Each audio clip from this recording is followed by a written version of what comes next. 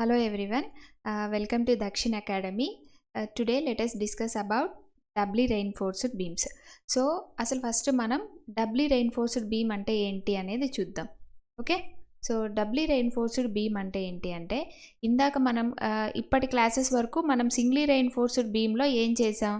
ఇప్పుడు ఇది బీమ్ ఉందనుకోండి, మనకు ఇది న్యూట్రల్ యాక్సిస్ అయితే బీమ్ న్యూట్రల్ యాక్సిస్ పైన మనకు కంప్రెసివ్ ఫోర్స్ డెవలప్ అవుతుంది, ఇక్కడ టెన్జైల్ ఫోర్స్ డెవలప్ అవుతుంది. కాబట్టి మనం ఇక్కడ area of steel in tension, okay, AST provide చేసుకునే వాళ్ళం. ఇది సింగ్లీ రెయిన్ఫోర్స్డ్ బీమ్. ఒక్కొక్కసారి ఏంటి అంటే మన ఈ కంప్రెషన్ జోన్లో కూడా మనం రెయిన్ఫోర్స్మెంట్ ప్రొవైడ్ చేసుకుంటాం. దీన్ని ఏమంటాము అంటే area of steel in compression అంటాం. సో ఇప్పుడు మనం both compression side and tension side రెండు వైపులా రెయిన్ఫోర్స్మెంట్ అనేది మనం ప్రొవైడ్ చేసుకుంటే దాన్ని మనం ఏమంటాము అంటే డబ్లీ రెయిన్ఫోర్స్డ్ బీమ్ అంటాం. అసలు ఎందుకు ఈ డబ్లీ రెయిన్ఫోర్స్డ్ బీమ్స్ కావాలి, ఎందుకు మనము ఈ కంప్రెసివ్ సైడ్ కూడా రెయిన్ఫోర్స్మెంట్ ప్రొవైడ్ చేసుకునేది రావచ్చు అంటే ఇప్పుడు మనకు స్టార్టింగ్ క్లాసెస్లో డిస్కస్ చేసుకున్నాం. ఇప్పుడు ఒక బీమ్ మనం తీసుకుంటే, ఓకే, దీనిపైన మనం లాటరల్ లోడ్ అప్లై చేసుకుంటే మనకు ఏమేమి డెవలప్ అవుతాయి, bending moment, shear force develop అవుతాయి. సో ఈ ఎక్స్టర్నల్ లోడ్ వల్ల వచ్చే దీన్ని ఏమంటాము మనం bending moment due to external లోడ్ని బెండింగ్ మూమెంట్ అని అనుకుంటాం. మన ఈ బీమ్ క్రాస్ సెక్షన్ ఉంటుంది కదా, ఇది రెసిస్ట్ చేయగలిగిన దీనికి ఈ బీమ్ క్రాస్ సెక్షన్కి ఏదో ఒక బి ఎఫెక్టివ్ డెప్త్, రెయిన్ఫోర్స్మెంట్ ఇది మనం ప్రొవైడ్ చేసుకుంటాం. ఈ మన సెక్షన్కి ఎంతో కొంత మనం బెండింగ్ మూమెంట్ రెసిస్ట్ చేసే కెపాసిటీ ఉంటుంది కదా, మూమెంట్ రెసిస్ట్ చేసే కెపాసిటీ, దాన్ని మనం ఏమంటామంటే మూమెంట్ ఆఫ్ రెసిస్టెన్స్ అని అంటాం. ఓకే, సో బెండింగ్ మూమెంట్ అంటే ఎక్స్టర్నల్ లోడ్ వల్ల వచ్చేది. మూమెంట్ ఆఫ్ రెసిస్టెన్స్ అంటే ఏంటి అంటే మన దగ్గర ఉన్న సెక్షన్ ఉంటుంది కదా, సో మన దగ్గర ఉన్న సెక్షన్ ఏదో ఒక మనం డైమెన్షన్స్ ఇంత డిజైన్ చేసుకుంటాం కదా, ఈ సెక్షన్ యొక్క రెసిస్టింగ్ కెపాసిటీని మనం ఏమంటామంటే మూమెంట్ ఆఫ్ రెసిస్టెన్స్ అని అంటాం. ఆబ్వియస్గా ఏమవ్వాలి, మన దగ్గర ఉన్న బెండింగ్ మూమెంట్ ఆఫ్ రెసిస్టెన్స్ అనేది ఎక్స్టర్నల్ బెండింగ్ మూమెంట్ వస్తుంది కదా లోడ్ వల్ల, ఎక్స్టర్నల్ లోడ్ వల్ల. సో మూమెంట్ ఆఫ్ రెసిస్టెన్స్ అనేది ఎక్స్టర్నల్గా లోడ్ వల్ల వస్తున్న బెండింగ్ మూమెంట్ కంటే గ్రేటర్ అయి ఉన్నప్పుడు మనం సింగ్లీ రెయిన్ఫోర్స్డ్ బీమ్ డిజైన్ చేసుకుంటాం. ఎందుకు అంటే మన దగ్గర ఉన్న రెసిస్టెన్స్ కెపాసిటీ ఎక్స్టర్నల్ బెండింగ్ మూమెంట్ని రెసిస్ట్ చేయడానికి సరిపోతుంది కాబట్టి. అలా కాకుండా మన దగ్గర ఉన్న మూమెంట్ ఆఫ్ రెసిస్టెన్స్ అనేది ఎక్స్టర్నల్ లోడ్ వల్ల వచ్చే బెండింగ్ మూమెంట్ కంటే తక్కువ ఉన్నింది అనుకోండి, దీన్నే మనం ఏమనుకుంటున్నాము అంటే ఎంయూ లిమిట్ అనుకుంటాం. ఓకే, బ్యాలెన్స్డ్ సెక్షన్కి ఎంత అయితే లిమిట్ ఉంటుందో దీన్ని ఏమనుకుంటాం, బ్యాలెన్స్డ్ సెక్షన్, దీన్ని ఎంయూ లిమిట్ అనుకుంటాం. సో ఈ బ్యాలెన్స్డ్ సెక్షన్ ఉంది కదా, బ్యాలెన్స్డ్ రెయిన్ఫోర్స్ సెక్షన్, దీనికి ఉన్న ఎంయూ లిమిట్ అనేది ఎక్స్టర్నల్ లోడ్ వల్ల వచ్చే బెండింగ్ మూమెంట్ కంటే తక్కువ ఉంది అంటే అప్పుడు మనం ఖచ్చితంగా దేనికి వెళ్ళాలి అంటే డబ్లీ రెయిన్ఫోర్స్డ్ బీమ్కి వెళ్ళాలి. ఎందువల్ల అంటే ఇప్పుడు ఈ డిఫరెన్స్ ఉంది కదా, MU limit minus bending moment minus MU limit, దీనికి మనం కంప్రెసివ్ రెయిన్ఫోర్స్మెంట్ అనేది ప్రొవైడ్ చేసుకుంటాం. ఓకే, సో ఇప్పుడు మనకేమైంది, మన ఎంయూ లిమిట్ అనేది, ఓకే, బ్యాలెన్స్డ్ సెక్షన్ మనం డిజైన్ చేసుకుంటే అక్కడ మ్యాక్సిమం డెవలప్ అయ్యే మూమెంట్ ఆఫ్ రెసిస్ట్ కంటే మన దగ్గర తక్కువ, ఈ ఎక్స్టర్నల్ బెండింగ్ మూమెంట్ కంటే మన దగ్గర ఉన్న రెసిస్టింగ్ కెపాసిటీ తక్కువ ఉందంటే ఈ మైనస్ ఉంది కదా, okay, bending moment minus MU limit ఎంతైతే మూమెంట్ వస్తుందో దీనికి మనం ఏం చేసుకోవాలి అంటే ఈ రెండింటి డిఫరెన్స్ మూమెంట్కి దీనికి మనం కంప్రెసివ్ రెయిన్ఫోర్స్మెంట్ ప్రొవైడ్ చేసుకుంటాం. కంప్రెషన్ జోన్లో రెయిన్ఫోర్స్మెంట్ అనేది ప్రొవైడ్ చేసుకుంటాం. ఓకే, అర్థమైందమ్మా. ఇప్పుడు నెక్స్ట్ అసలు ఎప్పుడెప్పుడు మనం డబ్లీ రెయిన్ఫోర్స్డ్ బీమ్ ప్రొవైడ్ చేసుకుంటాము అంటే ఫస్ట్ కేసు ఇందాక మనం డిస్కస్ చేసింది, bending moment is high. So మన ఈ బ్యాలెన్స్డ్ సెక్షన్ ఎంయూ లిమిట్ కంటే బెండింగ్ మూమెంట్ ఇంకా ఎక్కువ అయినప్పుడు అప్పుడు మనం ఈ డబ్లీ రెయిన్ఫోర్స్డ్ బీమ్స్ ప్రొవైడ్ చేసుకున్నాం. అది ఇందాక మనం డిస్కస్ చేసింది.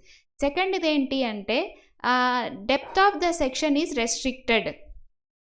అంటే ఏంటి అంటే ఇప్పుడు మనము నెంబర్ ఆఫ్ ఒక 10 స్టోరీడ్ బిల్డింగ్ తీసుకున్నాం అనుకోండి, ఓకే, సో ఏమవుతుంది, ఇక్కడ బీమ్ ఉంటుంది. సో ఈ బీమ్ పైకి మొత్తం ఈ పైన ఫ్లోర్స్ అంత డెడ్ లోడ్ కూడా ఈ బీమ్ పైన యాక్ట్ అవుతుంది కదా.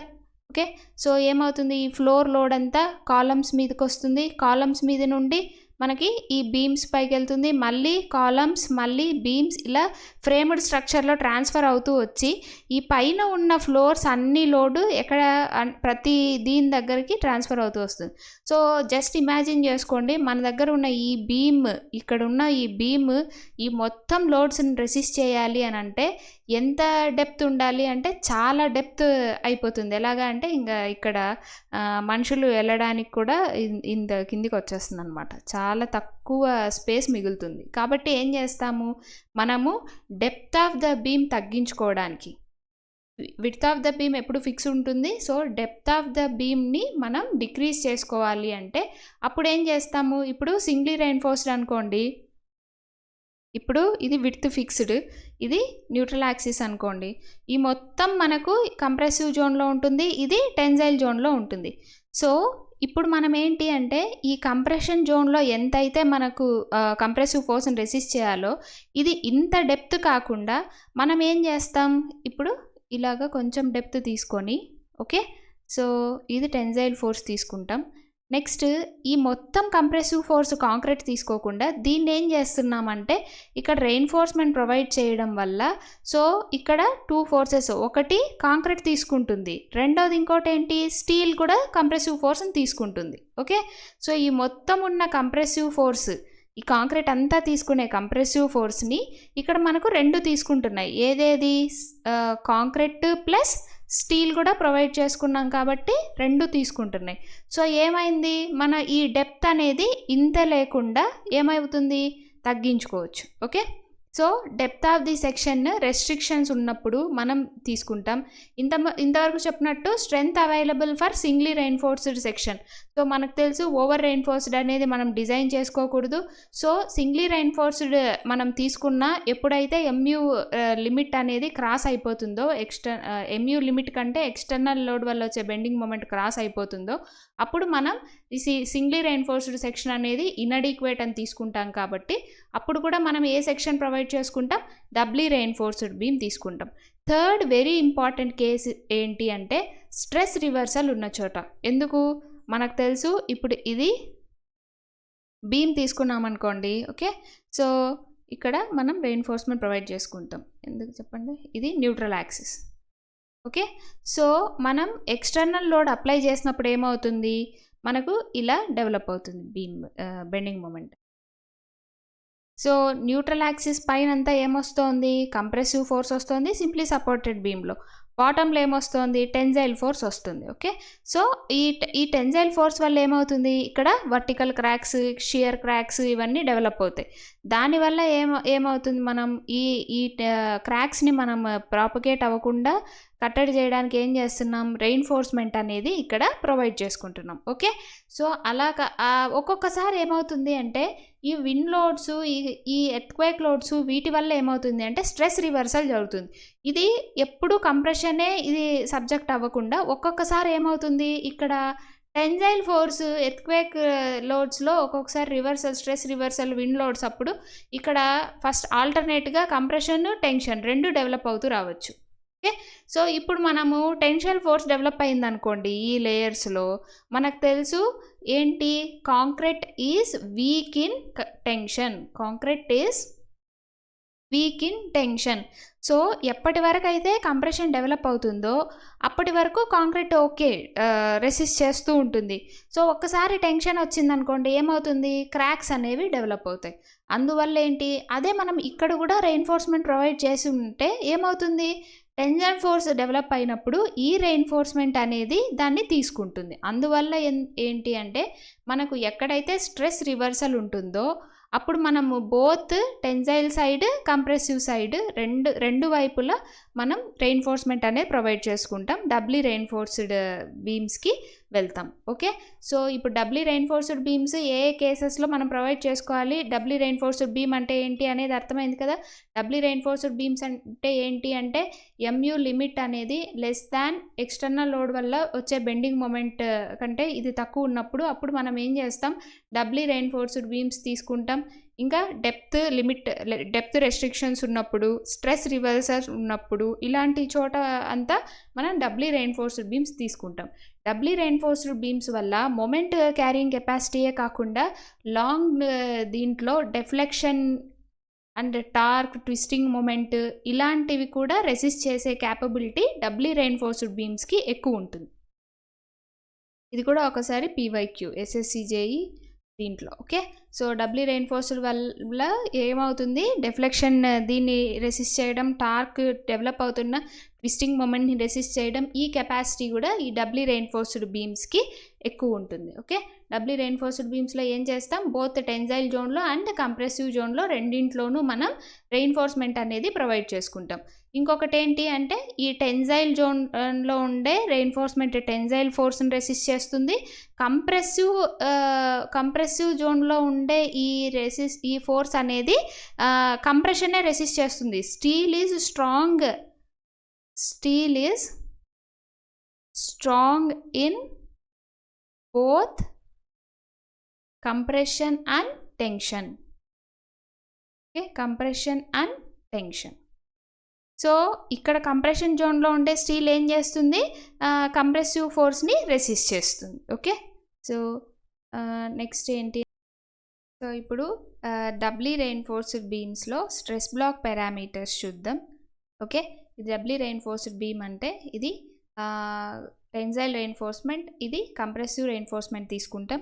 దీన్ని area of steel in tension తీసుకుని, దీన్ని area of steel in compression ASC తీసుకుంటే, next so total effective depth small D up to centroid of bars వరకు, తర్వాత టోటల్ డెప్త్ క్యాపిటల్ డి తీసుకొని. ఓకే, సో నెక్స్ట్ దీన్ని మనం depth of neutral axis limiting డెప్త్ని XU max అని అనుకుంటున్నాను.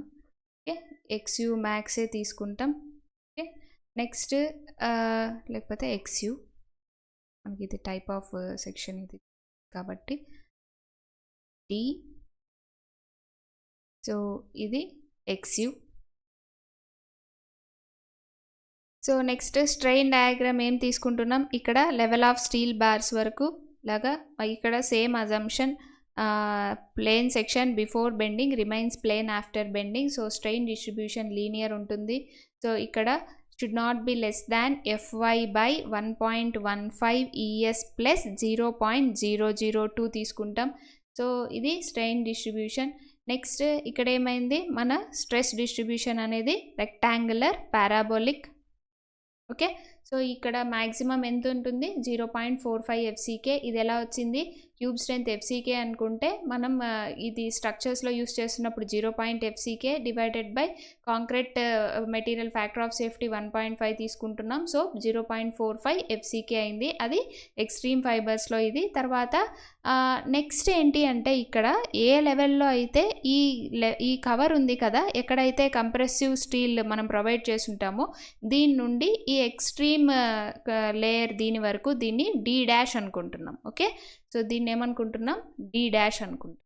So ఎక్కడైతే ఇది ప్రొవైడ్ చేసుకుని ఉంటామో మనం ఆ లెవెల్ దగ్గర స్ట్రెయిన్ని ఎప్సిలాన్ SC అనుకుంటాం. ఓకే, ఎక్కడైతే మనం రెయిన్ఫోర్స్మెంట్ ప్రొవైడ్ చేసి ఉంటామో ఆ లెవెల్లో epsilon SC. Okay, so next ఈ లెవెల్లో ఉన్న స్ట్రెస్ని, దీంట్లో ఉన్న స్ట్రెస్ని ఏం తీసుకుంటాము అంటే FSC అని తీసుకుంటాం. FSC అంటే ఏంటి అంటే stress in steel, compressive steel, stress in compressive steel corresponding to ESC. Okay, the level మనం ఏదైతే ESC తీసుకుంటామో అది.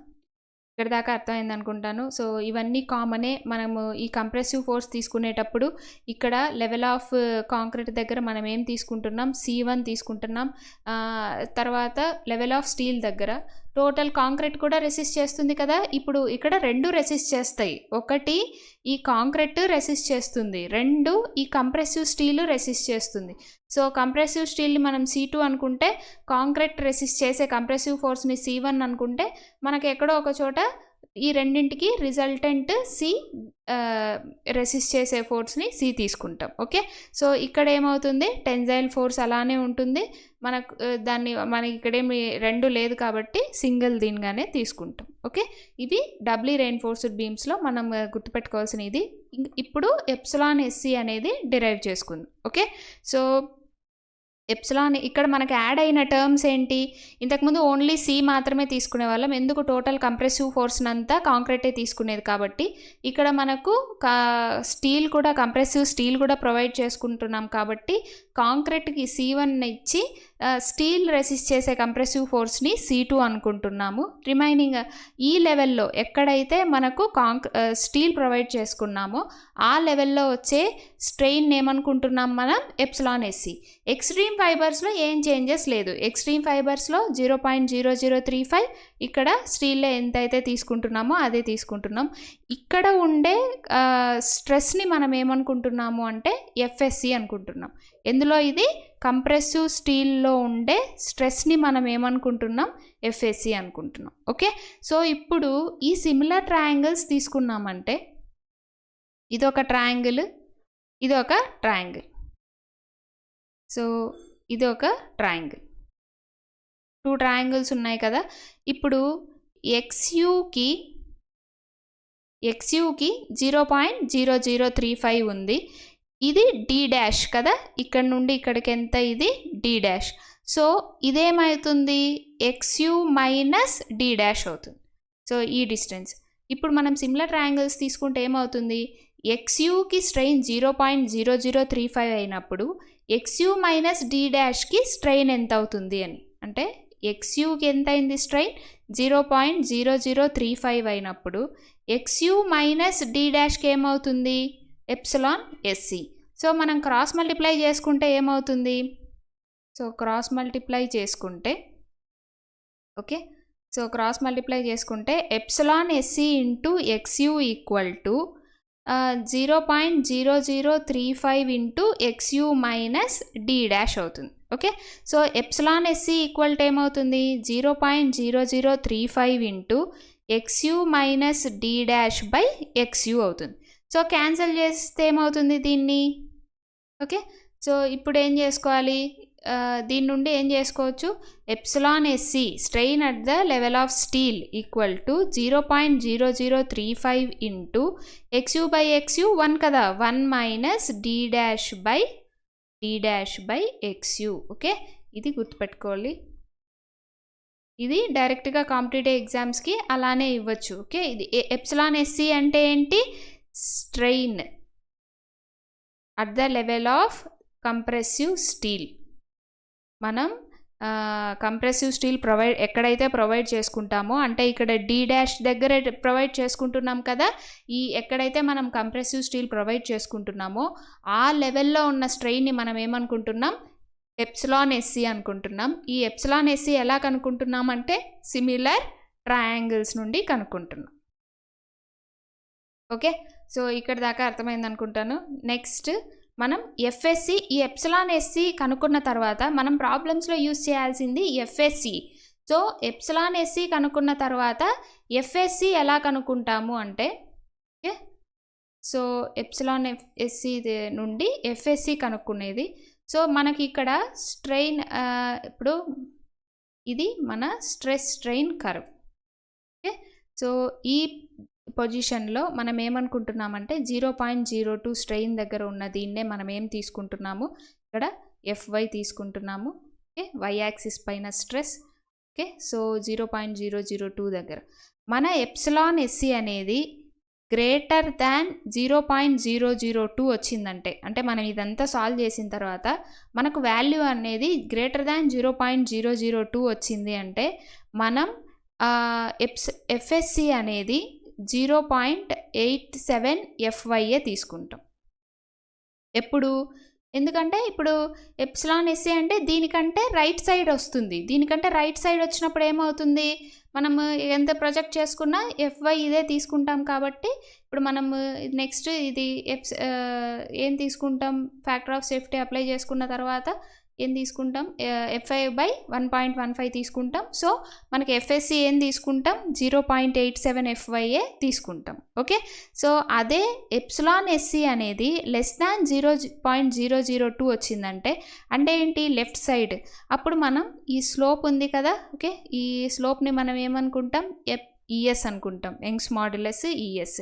సో మనకు ES ఈక్వల్ టు ఏమవుతుంది, ఇక్కడ నుండి ES equal to strain, opposite ఇది స్ట్రెయిన్ రిప్రజెంట్ చేస్తుంది కాబట్టి ఎఫ్ఎస్సి బై ఇది ఎప్సిలాన్/ఎస్సి, ఓకే, స్లోప్. ఓకే, మనం ఈ తీసుకున్నప్పుడు ES equal to opposite stress by strain అవుతుంది. సో ఎఫ్ఎస్సి బై ఎప్సిలాన్/ఎస్సి అవుతుంది.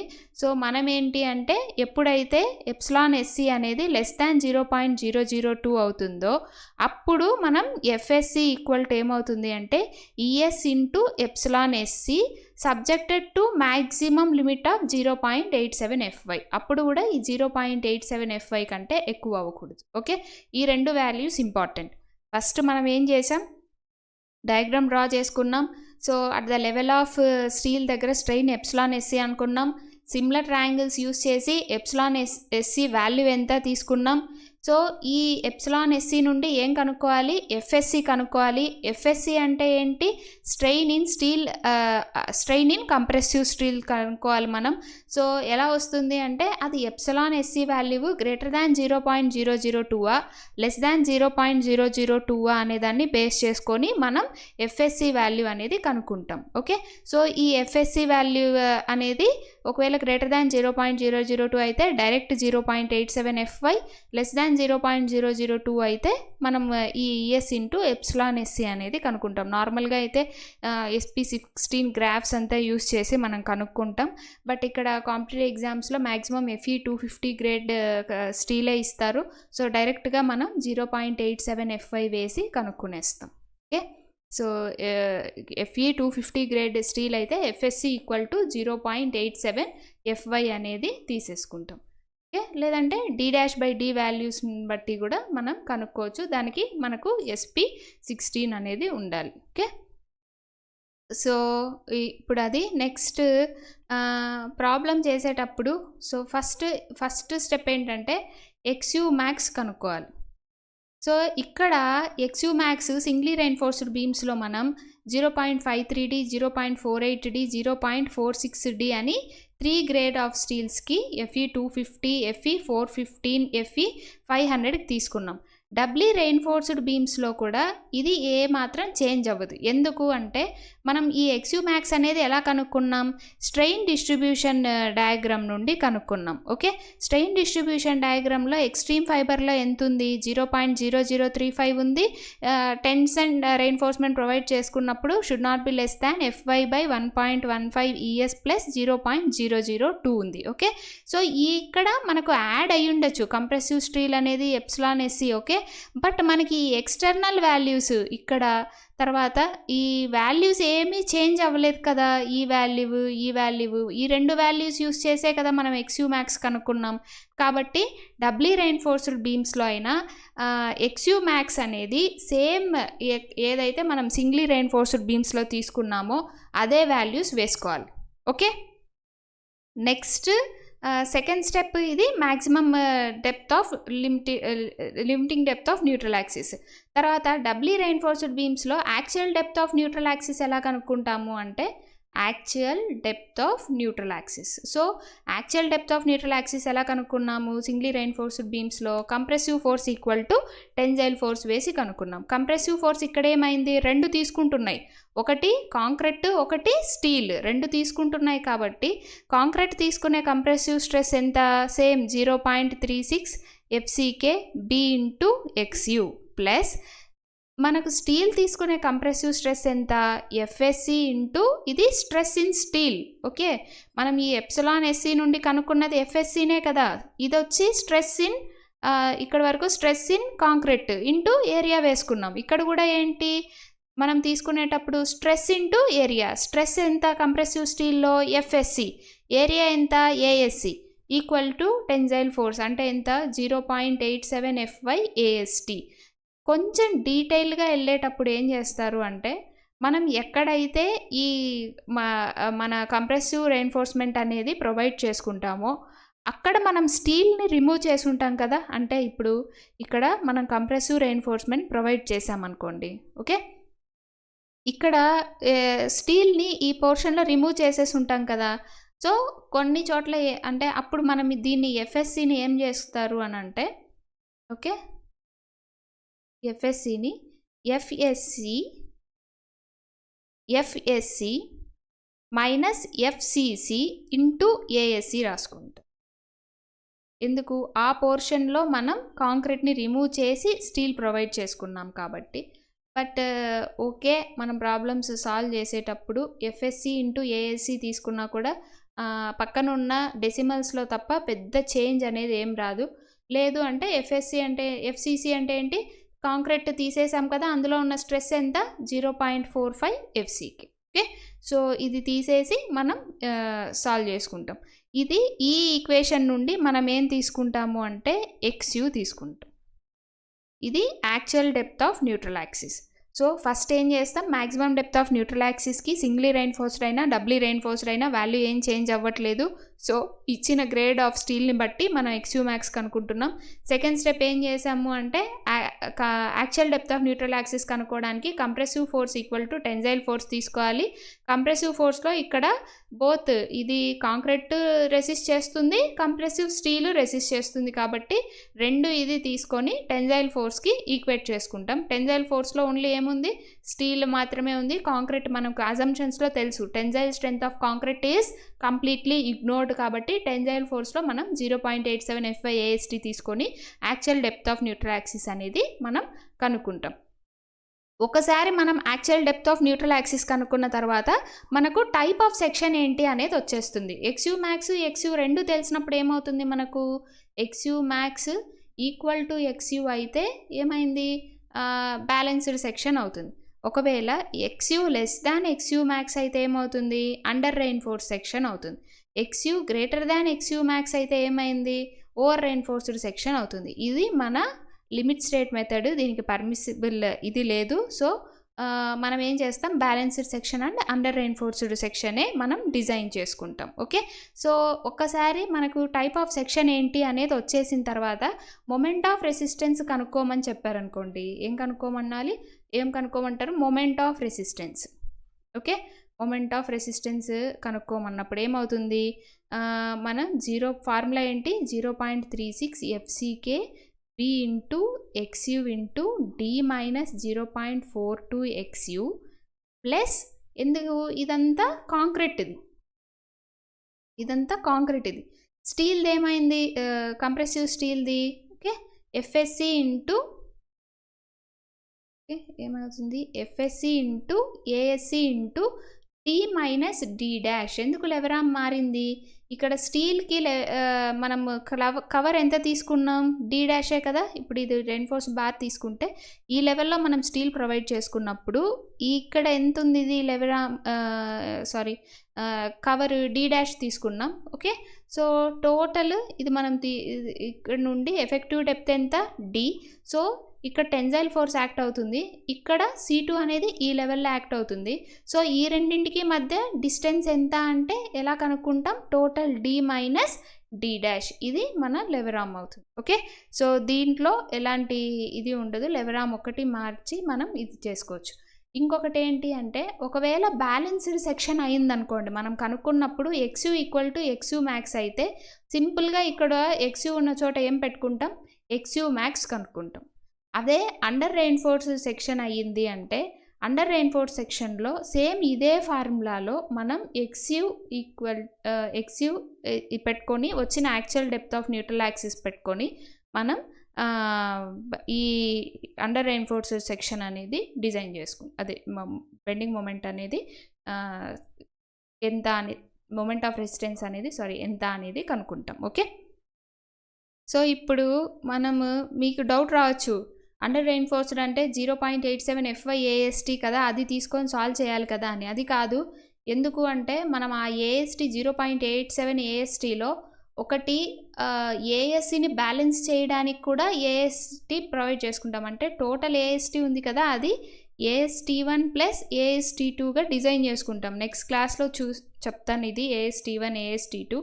ఈ AST2కి కవర్ ఏమవుతుంది అంటే D - D' అవుతుంది. ఓకే, ఇది మనం కాంక్రీట్ దీన్ని బ్యాలెన్స్ చేయడానికి, ఏఎస్సీని బ్యాలెన్స్ చేయడానికి మనం ప్రొవైడ్ చేసుకుంటాం. సో మనం ఇక్కడ తీసుకొని టోటల్ AST తీసుకొని లెవెరామ్ D - 0.42 XU అనేది వేసేసుకోకూడదు. కాబట్టి మనకు డబ్లీ రెయిన్ఫోర్స్డ్ బీమ్స్లో ఉంది ఒకటి మొమెంట్ ఆఫ్ రెసిస్టెన్స్ కనుక్కోవడానికి, అది ఈ ఫార్ములానే. బ్యాలెన్స్డ్ సెక్షన్ అయితే XU max వేసుకుంటాం. అండర్ రెయిన్ఫోర్స్డ్ సెక్షన్ అయితే actual depth of neutral axis తీసుకొని మనం ప్రాబ్లం అనేది సాల్వ్ చేసుకుంటాం. ఓకే, సో నెక్స్ట్ క్లాస్లో డిజైన్ ఎలాగా అనేది చెప్తాను. దానికంటే ముందు మీకు అనాలిసిస్, డిజైన్ రెండు ఐడియా ఉంది అనుకుంటున్నాను. అనాలిసిస్ అంటే ఏంటి, వాళ్ళు మనకు డెప్త్, ఇది మొత్తం డైమెన్షన్స్ అంతా వాళ్ళే ఇచ్చేస్తారు. ఏమేమి కావాలి మనకు, గ్రేడ్ ఆఫ్ కాంక్రీట్, స్టీల్స్ అన్నీ ఇస్తారు. మనం ఏం చేస్తాం, అనాలిసిస్ ఇచ్చిన దీనికి మనం లోడ్ రెసిస్టెన్స్ కెపాసిటీ ఎంత అనేది కనుక్కుంటాం. అంటే మొమెంట్ ఎంత అనేది కనుక్కుంటాం, లేదా లెంత్ అది కూడా ఇచ్చినప్పుడు లోడ్ ఎంత రెసిస్ట్ చేయగలదు అని ఇచ్చుంటాం. అంటే ప్రీ డిటర్మైన్డ్ సెక్షన్ ఏదైనా ఒకటి ఉన్నప్పుడు మనం ఆ సెక్షన్ ఎంత లోడ్ రెసిస్ట్ చేయగలుగుతుంది, ఎంత మొమెంట్ రెసిస్ట్ చేయగలుగుతుంది అని కనుక్కుంటే దాన్ని ఏమంటాం మనం, అనాలిసిస్ అంటాం. ఓకే, డిజైన్ అంటే ఏంటి అంటే వాళ్ళు ఒక లోడ్ ఇస్తారు. ఓకే, డిజైన్ అంటే ఏంటి అంటే డిజైన్ ఏం చేస్తారు, డిజైన్లో లోడ్ ఆర్ బెండింగ్ మొమెంట్ ఏదో ఒకటి ఎక్స్టర్నల్గా ఇంత లోడ్ వస్తుంది, ఇంత గ్రేడ్ ఆఫ్ కాంక్రీట్, ఇంత గ్రేడ్ ఆఫ్ స్టీల్ యూస్ చేసి మీరు సెక్షన్ డిజైన్ చేయండి అంటారు. అంటే మనం BD, AST, ASC ఇవన్నీ మనం కనుక్కోవాలి. అప్పుడు ఇచ్చిన లోడ్కి మనం డైమెన్షన్స్ కనుక్కుంటే దాన్ని మనం ఏమంటాం, డిజైన్ అంటాం. సో ఇప్పుడు మనం చేసింది ఏంటి, అనాలిసిస్. ఎందుకు, క్వశ్చన్లో ఇచ్చిన లోడ్కి, ఇచ్చిన డైమెన్షన్స్కి, ఇచ్చిన డైమెన్షన్స్కి, ఇచ్చిన స్టీల్కి ఎంత మొమెంట్ రెసిస్టెన్స్ కెపాసిటీ ఉంటుంది అనేది మనం కనుక్కుంటున్నాం. కాబట్టి ఇది అనాలిసిస్ అవుతుంది. డిజైన్ అనేది నెక్స్ట్ క్లాస్లో డిజైన్ ఎలా చేసుకుంటాం, AST ఎలా కనుక్కుంటాం, ASC ఎలా కనుక్కుంటాం, డైమెన్షన్స్ ఎలాగా అనేది నెక్స్ట్ క్లాస్లో చూద్దాం. సో 2PYQC ఇందాక మనం క్లాస్లో చెప్పుకున్నాం కదా, ఏమిచ్చారు, ఇది గేట్ 1999 క్వశ్చన్.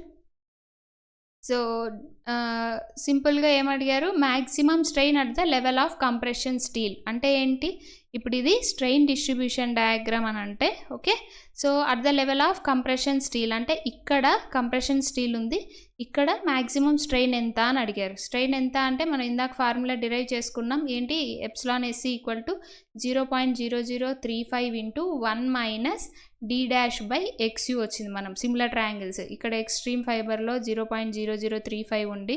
ఓకే, ఇక్కడ మనం XU అనుకొని ఈ కొంచెం దీన్ని కవర్ని D' అనుకుంటే, ఇది మొత్తం ఇక్కడ వరకు XU అనుకుంటే. Okay, so similar triangles use చేసుకుని మనము ఈ ఆప్షన్ ఏని ఇంతవరకే డిరైవ్ చేసుకున్నాం.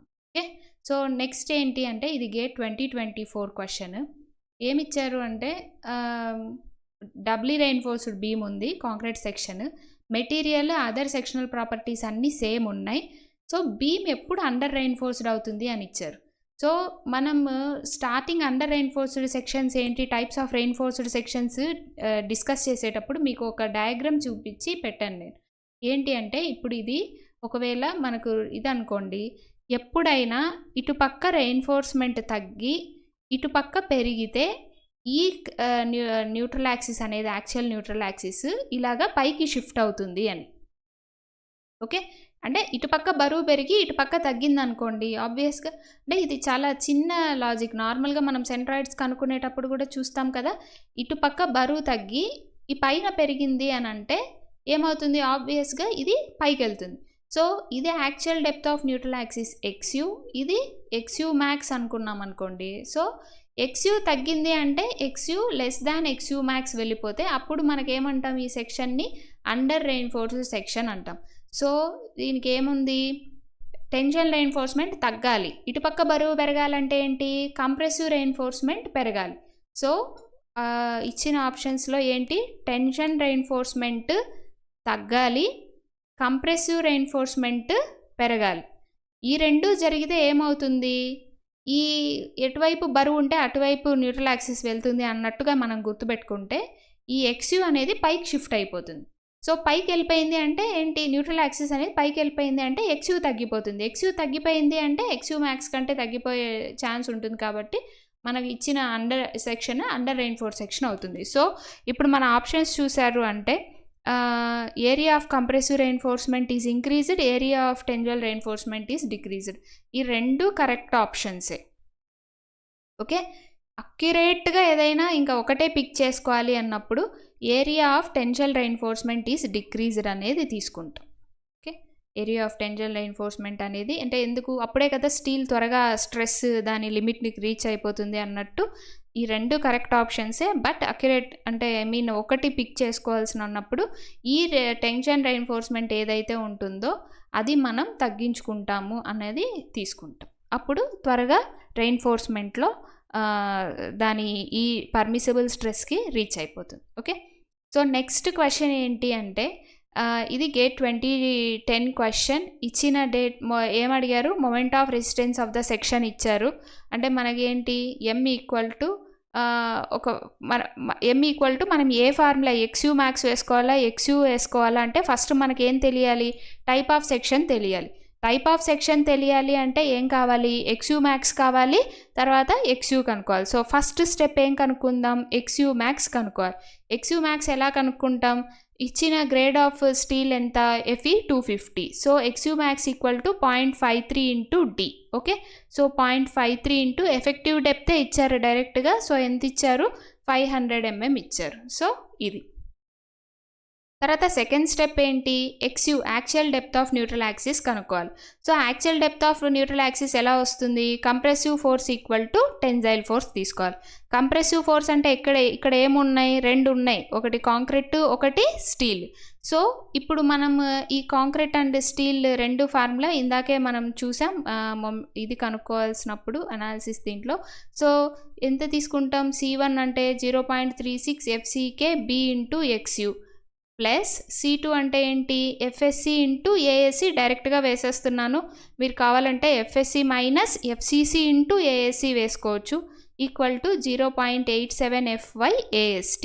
క్వశ్చన్లో కంప్రెసివ్ స్టీల్, టెన్జైల్ స్టీల్ సపరేట్గా ఇచ్చారు. దాన్ని బట్టే మనం ఇది డబ్లీ రెయిన్ఫోర్స్డ్ బీమ్ అని ఒకవేళ వాళ్ళు ఇవ్వకపోయినా మనం చూడొచ్చు. సో టెన్జైల్ స్టీల్ ఎంత ఇచ్చారు? 2200 mm² ఇచ్చారు.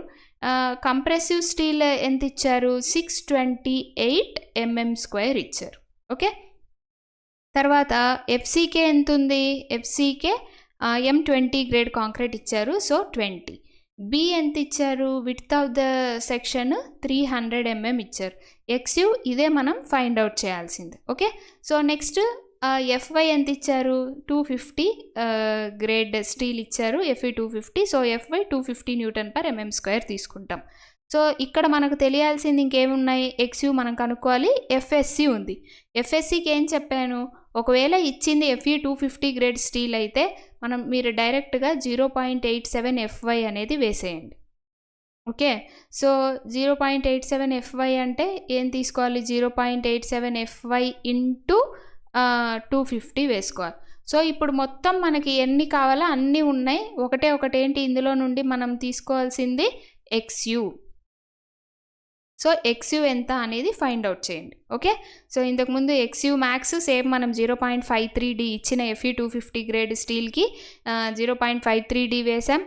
Second actual depth of neutral axis ఎలా కనుక్కున్నాం? C1 + C2 = T తీసుకుంటే మనం అన్నీ సబ్స్టిట్యూట్ చేసుకొని XU వాల్యూ ఎంత వస్తుంది. సో ఒక్కసారి మనకు XU max value, XU value రెండు వచ్చాయి అంటే మనం ఎలా ఫైండ్ అవుట్ చేసుకుంటాం? XU greater than XU మ్యాక్సా, XU less than XU మ్యాక్సా అవుతుంది. ఈ కేసులో XU less than XU max అవుతుంది. సో సెక్షన్ ఏంటి? Under reinforced section. సో మనకున్న అండర్ రెయిన్ఫోర్స్ సెక్షన్ కాబట్టి మనం XU max సబ్స్టిట్యూట్ చేసుకోము, ఫార్ములాలో డైరెక్ట్గా ఏం సబ్స్టిట్యూట్ చేస్తాం, XUవే సబ్స్టిట్యూట్ చేస్తాం.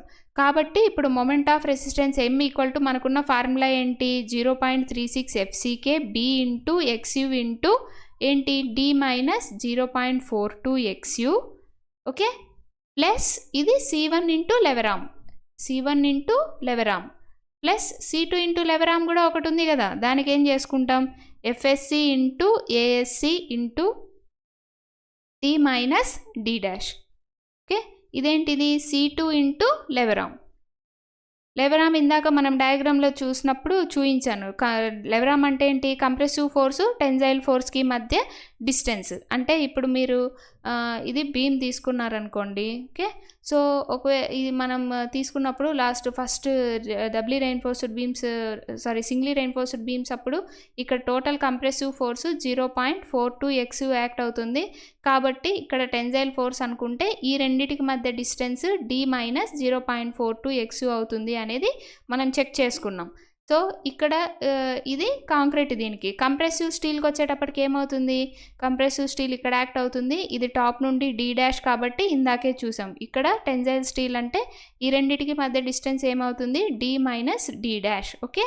సో C2 అనేది ఇక్కడ యాక్ట్ అవుతూ ఉంటుంది, టెన్జైల్ ఫోర్స్ ఇక్కడ యాక్ట్ అవుతూ ఉంటుంది. కాబట్టి ఏమైంది, ఈ రెండింటికి కంప్రెసివ్ ఫోర్స్కి టెన్జైల్ ఫోర్స్కి మధ్య distance lever arm D minus D dash అవుతుంది, ఓకే. సో ఇదంతా మనం సాల్వ్ చేసుకుంటే, ఓకే, సో ఈ B వాల్యూ వస్తుంది. సో ఇది మీరు చెక్ చేసుకోండి, ప్రాబ్లమ్ సాల్వ్ చేసి ఈ వాల్యూ ఎంత కరెక్టా కాదా అనేది ఐడెంటిఫై చేసుకోండి. నెక్స్ట్ క్లాస్లో so design of doubly reinforced beams చూద్దాం. అంటే ఇచ్చిన లోడ్కి AST1 ఎలాగా, AST2, ASC ఇవి ఎలా కనుక్కుంటాం అనేది నెక్స్ట్ ఫ్యూ కోడల్ ప్రొవిజన్స్ చూసి PYQs చూసి ఆ తర్వాత షియర్ ఆర్ ఫ్లేంజ్డ్ సెక్షన్ స్టార్ట్ చేస్తాం. Okay, thank you, please subscribe.